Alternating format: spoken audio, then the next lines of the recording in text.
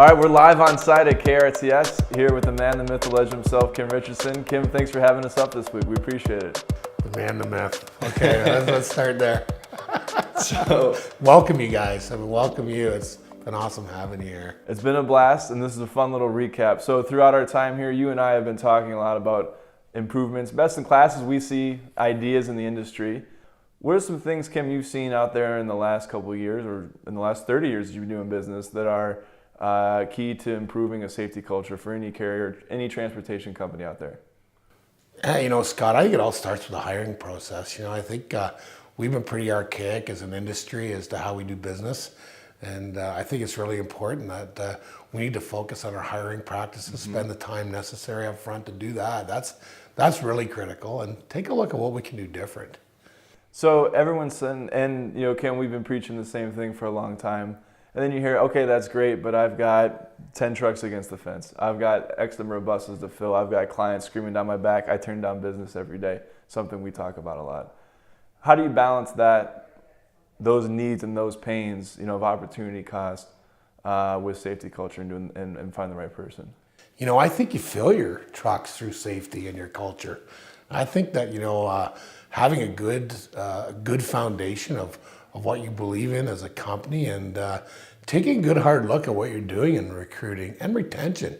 How many times do you just in practice call up a carrier and ask for the recruiting department and they pass you over to them and they say, "Hello, Mike Smith, recruiting." Well, you know what? Why not answer the phone like, "Hey, Mike Smith, it's a good day here, recruiting and retention." Because not only are we in the recruiting business, we should be in the retention business. Well, you've got a VP of First Impressions up front for a reason, don't you, Kim? We do. Well, and so I'll continue on the rant a little bit here. So recruiting and retention is the same thing these days. It always has been, but it's just been amplified now because of online reviews. So, for example, when a trucker is evaluating your company, the first thing he or she does is go to Facebook, go to Indeed, go to Google, go to whatever site they're looking at that time, Truckers Report.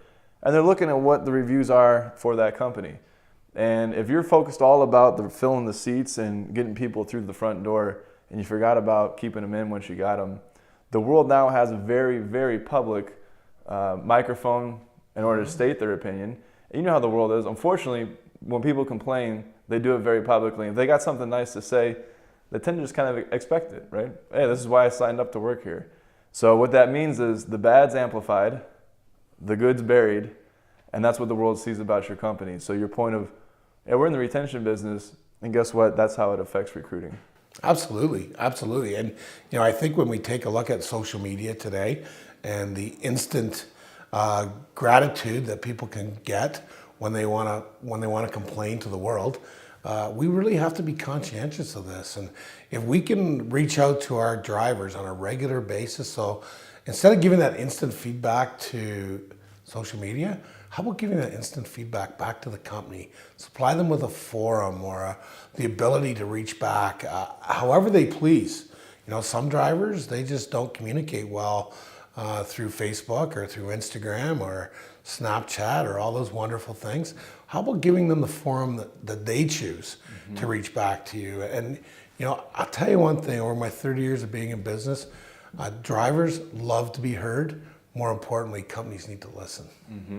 Well, because if you ask the question and routinely don't do anything about it, they're going to stop telling you, and they figure out it's lip service. Yeah, I've been fortunate enough to be inside the buildings of hundreds and hundreds of companies over the years, and I've seen a lot of good things. I've seen some really, really bad things. But I'll tell you, it's a simple process. I really believe this. These companies that spend time and energy in these big driver meetings and these big forums, all you got to do is give them a venue. I call them town halls.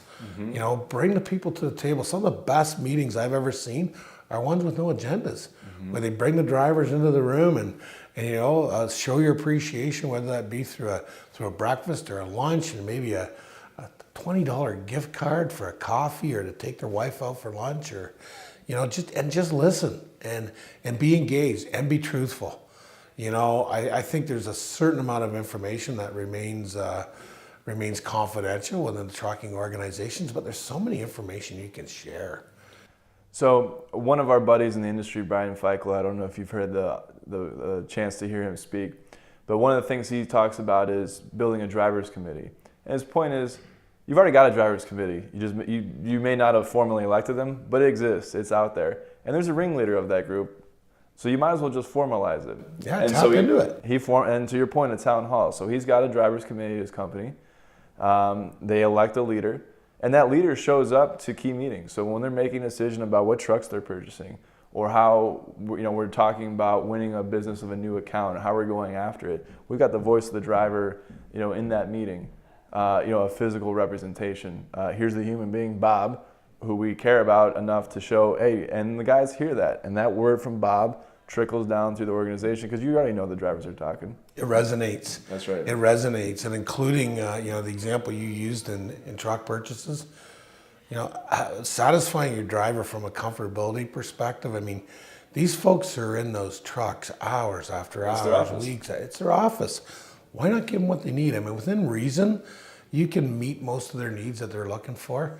When we drive down the road, what do we want? Good seat, good stereo. When you're sitting at your desk, is your chair comfortable? It is. It is. Sometimes I don't want to get out of it. Does it fit? It fits most days. Yeah, right. Depends if I've been to Shakespeare's or not.